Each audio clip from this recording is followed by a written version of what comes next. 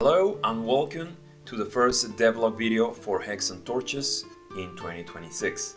I was working on another update for my other app, the Ogre, which is for playing solo RPGs, and now I'm back in developing full-time for Hex and Torches. This week I'm working non-stop on a new faction system that I want to show you in this video. So if we go here to this data list panel, now you see that here we have NPCs and we also have factions, okay?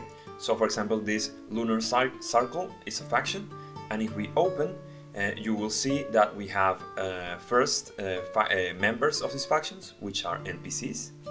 That's something new that we didn't have before, and we have some details for the faction. Right now, this is only I only made one type of faction, some sort of religious order, because I'm using that to flesh out all the details for the UI and so on. So all of this is subject to change, but you have a goal for the faction, a quirk, resources that the faction have. Then you have these action, theme, and focus tables, which, by the way, if you press on them, you can roll and get a different one. So they change, and I find this really useful when you are playing to come up with adventures and such. And by the way, this is really similar to the last update in the Ogre that also added factions. It works in a very similar way, but since I'm building Hex and Torches from scratch, I can make some things that I can't do in the Ogre. Okay, so I'm going to show you how to create one from scratch. So we go back to this data list panel, and now we press here on new, and you get this option to create location, factions, or NPCs. So we press on new faction, and you are greeted by this panel, kind of like a preview panel.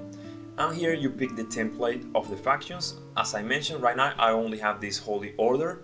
I will be adding more, of course, but I'm using this one as a prototype. Okay, so we pick Holy Order, then you select how many members it will create along with the faction. Let's stick with 3, and then you pick what races are going to be in this faction. Okay, if you leave it empty, it means that it can be any race. Okay.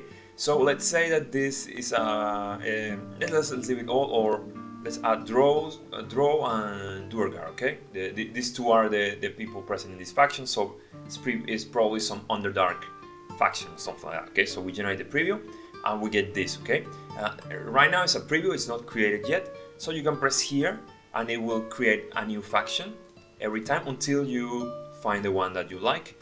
And you can also change any detail of this, of course. But let's say that we stick with this one, so we create the faction, okay, the Divine Light, okay? So we get a Divine Light, and then let's say you get here, for example, this the scripture for the faction, and you can change that. You can either write here or just press here to roll randomly on the table for that particular faction, okay? So for example here, this one is a Blessed Religious Order, and the name is Divine Light. You can change that here, write whatever you want. You can, these goals, quirks, and so on, if you press on them, you can also re-roll. For example, heal the plague stricken, and so on. Or you can just write whatever you want, okay? We have these action, theme, focus tables, as I mentioned. And then you have the members of the faction, which, as you can see, they are created with the race. This one is a Drow, and cleric, and an occupation, not precisely a class, because these are not the classes in Old School Essentials or any RPG. They're meant to be more varied to represent what the NPC does, okay? Here we have the Duergar, I don't know if that's how you pronounce that, Duergar Acolyte, and so on, okay? So let's check out this one, who, by the way, is the leader of the faction. All factions are created with a leader, so if you press on him, you open the NPC panel, okay? So in this update, we have factions and NPCs.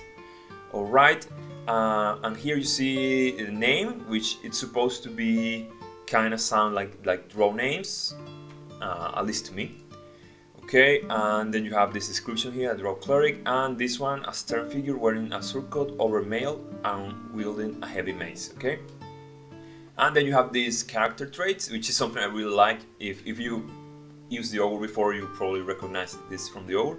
I really like having this on my NPCs, because it feels, to me, it makes me envision their personality a lot more. For example, this one is humble, gluttonous, and compassionate, and from that you can kind of come up with an idea of this character. And if the NPC is in a faction, it will show here. In this case, he is the Supreme Cleric of the Divine Light, the leader of that Divine Light faction. And if you press here, it takes you back to the faction panel, okay? And then same NPC have goals, tasks, dispositions, and in this case, he's the leader. Let's see another one, for example, this Acolyte. Okay, so again, everything is different for different NPCs. Here you see the title in the factions, he's an Acolyte in the Divine Light. NPCs are created with occupations. For example, this one is the Acolyte. Let me show you actually. Let's say we create an NPC here directly without a faction, so we press new NPC. Okay, so here we can pick the race. Let's say that we go with a half elf. And for occupation, again, I only have 3 that kind of fit with the Holy Order faction. This will be, I will add more of course, but I'm using these 3 as a prototype. Okay, so let's say it's a cleric. And for faction, you can add, here is where you add him to a faction that already exists. So let's say none. And let's say we're creating a female NPC. Okay, so we generate the preview. And we get a name that's supposed to fit with the half elf theme. Again, descriptions and so on. And here on the goals, these are tailored to the cleric occupation. Okay, so for example, the goal is recover a holy relic, task performing last rites, and disposition compassionate. Everything you see here, including the action, theme, and focus, they're all related to the occupation of the NPC. The idea is that I will be adding tons of occupations, like 10 or 20, and each one is going to have a full set of tables to represent these things or to contain these things. And so when you roll the NPC, you will always get something different. Here, remember, this is a prototype, so I don't have that many entries in each occupation, so maybe they look kind of the same or not, I don't know. I think not, but it should give you an idea of what I'm going for. Right now, this combat stats area is placeholder. As you can see, it doesn't change. I will be adding that probably next week, improving that. By the way, this build right now, I'm not gonna put it in the alpha on Patreon yet. I'm gonna wait until next week because I want it to have more stuff. So it's probably gonna be next Friday that I'm gonna be releasing it on Patreon. So let's create this NPC.